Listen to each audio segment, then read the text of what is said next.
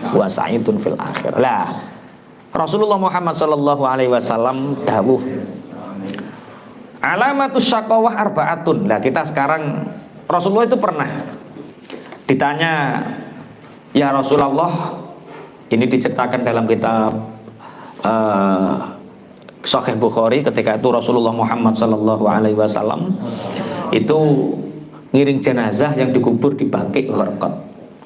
Kemudian Rasulullah sallallahu alaihi wasallam diaturi pinarak. Akhirnya Rasulullah mengangkat kedua tangannya, kemudian kepalanya dingkluk, kemudian Rasulullah memegang tongkat, dan Rasulullah bersabda ketika itu, siapa saja dari kalian itu sudah ditetapkan tempatnya di neraka atau di surga. Dari kalian semua ini tempatnya sudah ditetapkan di neraka atau di surga. Akhirnya para sahabat bertanya, ya Rasulullah, lebih baik panjenengan ngasih kabar kita ini tandanya ini orang di surga atau di neraka.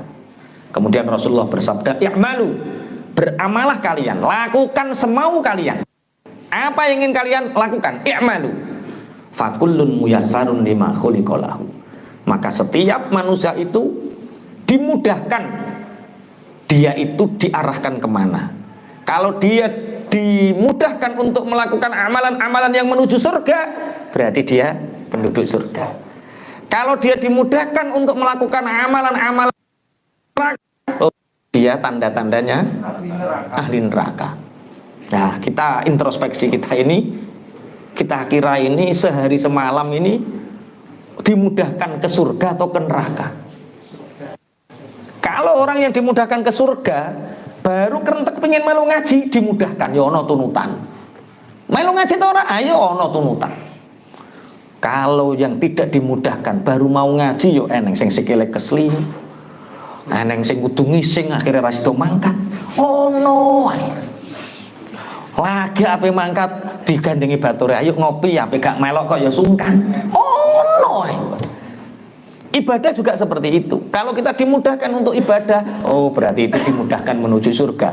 Kalau dimudahkan untuk maksiat, tanda-tanda. Kenalan ya ngono. Ape kenalan kiai kok angile ra kaprah, tapi nek kenalan artis kok gampang. Nah, ini apa namanya? Tanda-tanda yo. Oh. Lah ini saya bacakan satu hadis dari Rasulullah. Alamatus syaqawah arba'atun.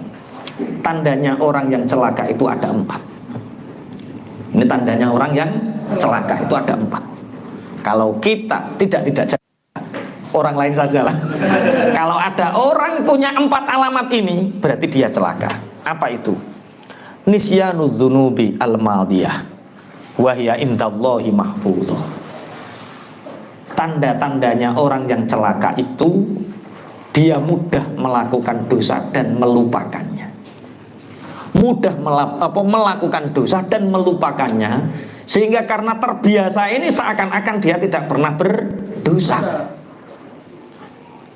Orang yang mudah melakukan dosa dan melupakannya, sehingga dosa itu dianggap ringan semua. Karena dianggap ringan semua, sehingga dosa ini dosa.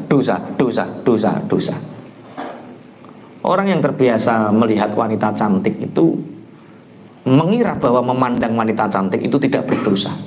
Tapi kalau orang yang zuhud, orang yang wirai, jangankan melihat wanita cantik, melihat bayangannya saja dia takut, wirai.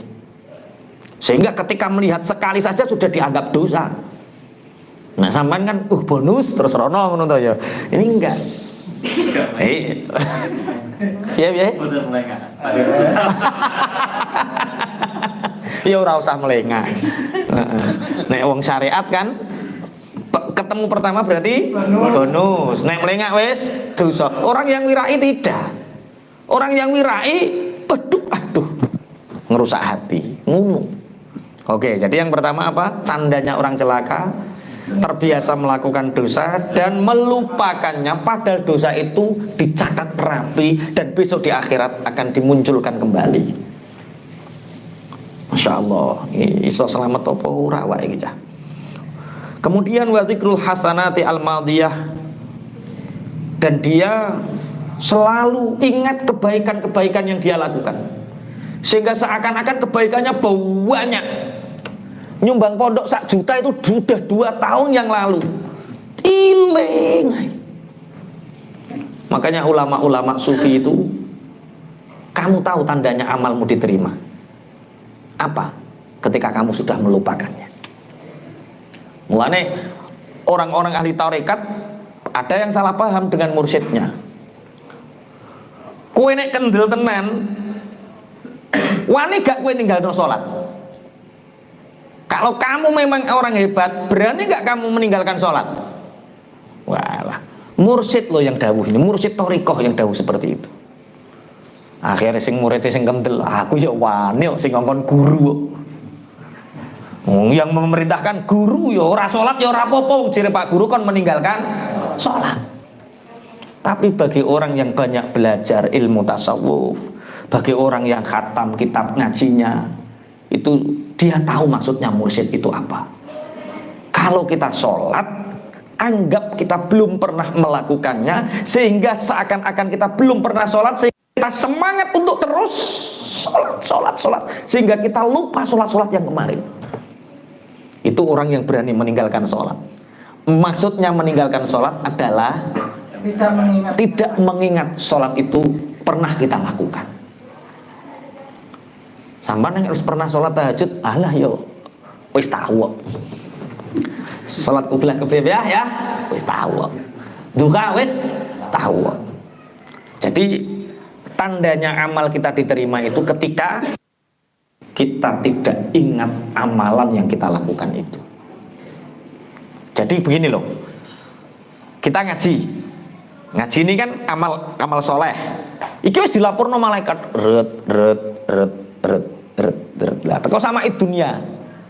Cek po iling-iling, urung sampai lupa lagi munggah ke langit pertama. Diseleksi, seret di hatinya, sudah tidak diingat. Dia akalnya sudah diingat, munggah terus.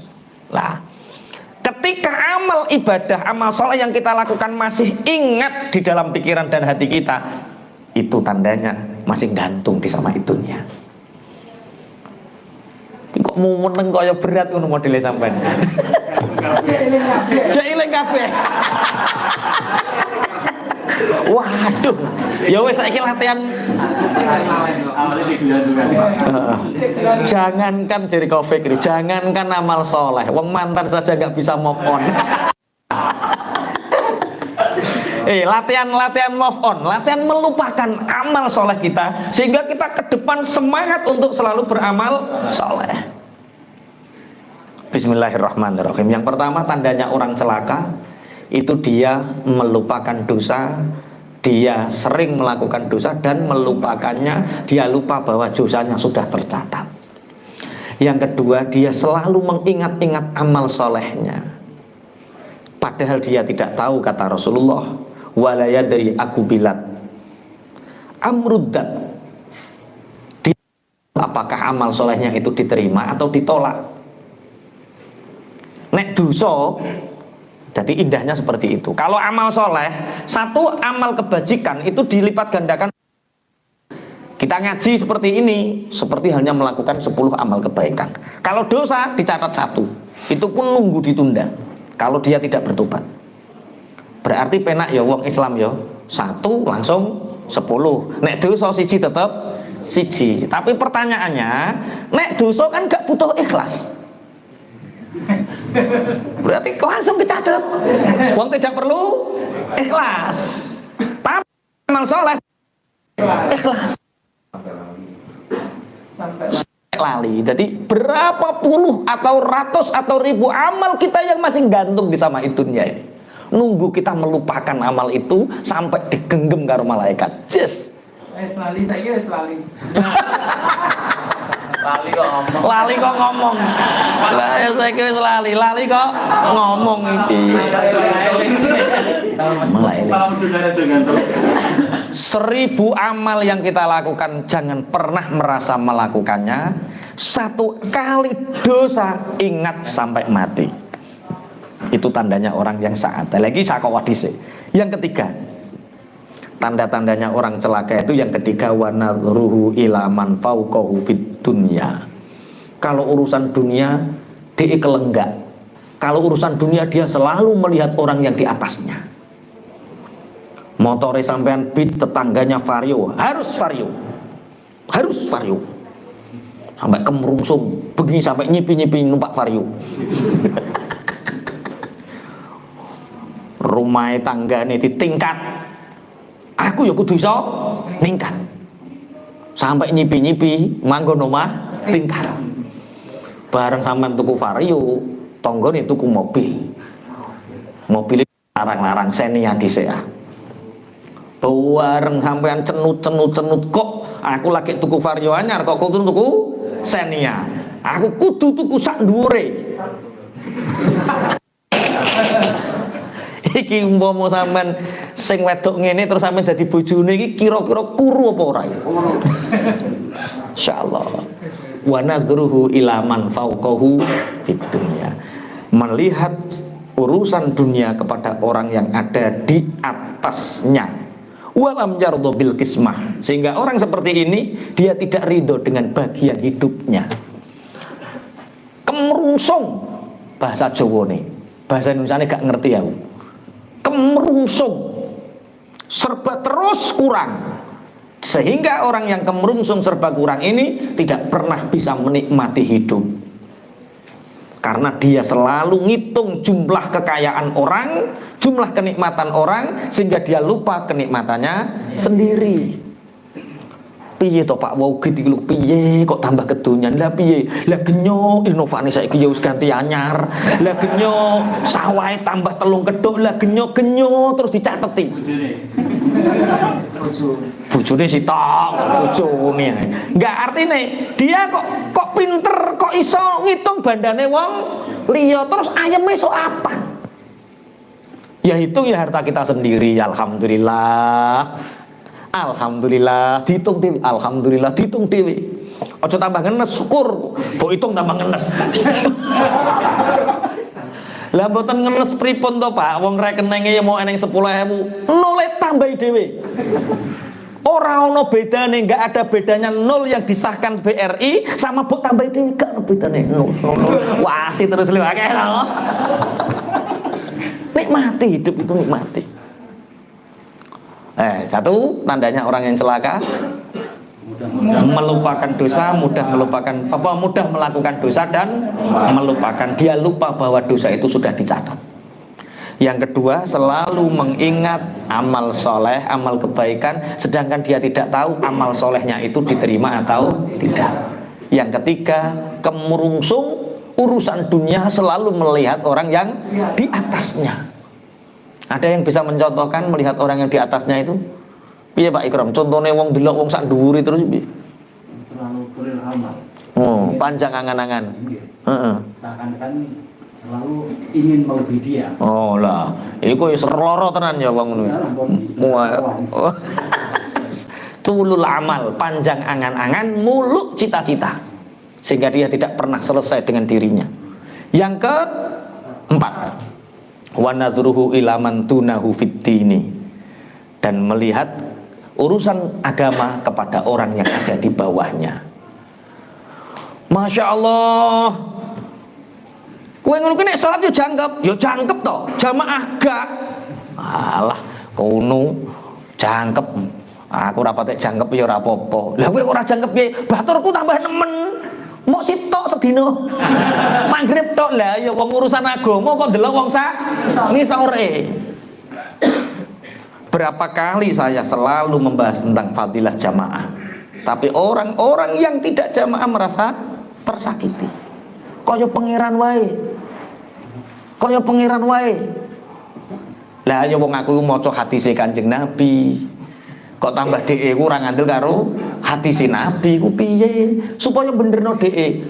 Kita ditakdirkan oleh Allah bisa sholat itu sudah luar biasa. Ya luar biasa, tapi apa ngono terus. Ngaji ku mbok sing tertib. Ya saiki iso sholat ping pisan, sesuk ping pindho, ping 5. Ping 5 ora jamaah nambahi jamaah, ada urut-urutannya. Jangan kok ngene iki iso sholat wis untung keuntungan. Saat mami jamaah di rumah sama istri gimana Pak? Rokan. Kok ono wong lanang sholat jamaah ning jero rumah rokan. Laki-laki itu jamaahnya di masjid, di musola, banyak orang syiar. Pakai rok. Pakai rok. Gak paham. Lah yo takon rokan itu maksudnya tak rok kok tambah rokokan. Rokan itu kalau laki-laki sholatnya di rumah sama istri jangan pakai sarung, pakai daster. Karena yang sunnah sholat di rumah itu perempuan. Bibirnya pakai ginjo.